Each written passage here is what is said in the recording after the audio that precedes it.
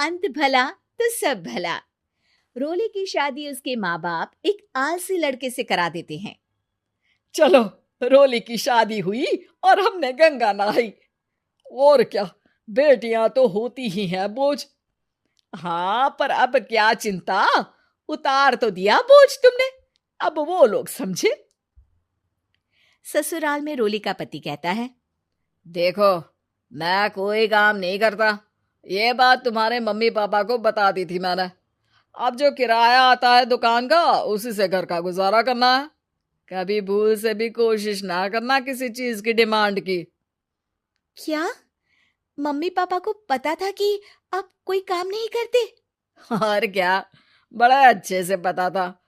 उन लोगों को तो तुम बोझ लगती थी, बोल रहे थे कि बस शादी कर लो और कोई मतलब नहीं है। रोली को यह सुनकर बहुत गुस्सा आता है, लेकिन करती भी तो क्या, क्योंकि वो जानती थी कि उसके माता पिता ऐसे ही हैं। जैसे तैसे रोली दिन काट रही थी। रोली को एक प्यारी सी बेटी होती है। धीरे धीरे वो बड़ी होती है और उसके साथ उसकी जरूरतें भी बढ़ती जाती हैं। सुनिए जी, अब तो सिमी बड़ी हो रही है, उसका स्कूल में दाखिला कराना है। मैंने अब तक तो जैसे तैसे समय काट लिया, लेकिन मैं बच्ची की परवरिश में कोई कमी नहीं रखूंगी। अरे क्या है यार, अब तो लगता है कोई ना कोई काम ढूंढना ही पड़ेगा। अब पति रोज काम की तलाश में जाता और बिना किसी काम के वापस आ जाता। रोली समझ जाती है कि पति के अंदर अब काम करने की क्षमता नहीं है। वो बेटी को उच्च शिक्षा देने के लिए कुछ करना चाहती थी, लेकिन करती तो क्या करती। एक दिन रोली की सहेली कहती है, रोली, मेरी कोई औलाद नहीं है। अगर तू मेरी औलाद को जन्म दे तो मैं तुझे तेरे मुंह मांगे पैसे दूंगी। अरे, तेरी औलाद को मैं कैसे जन्म दे सकती हूँ? सरोगेसी से। बच्चा मेरा और वैभव का ही होगा, लेकिन कोख तेरी होगी। ये संभव है रोली।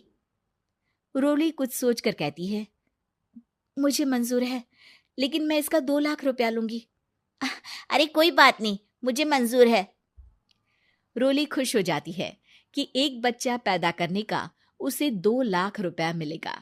वो घर आकर पति को बताती है, वो भी खुश हो जाता है।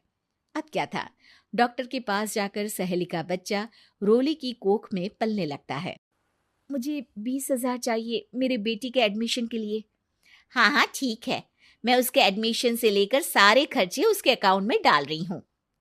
रोली की बेटी का एडमिशन हो जाता है। रोली को लगता है कि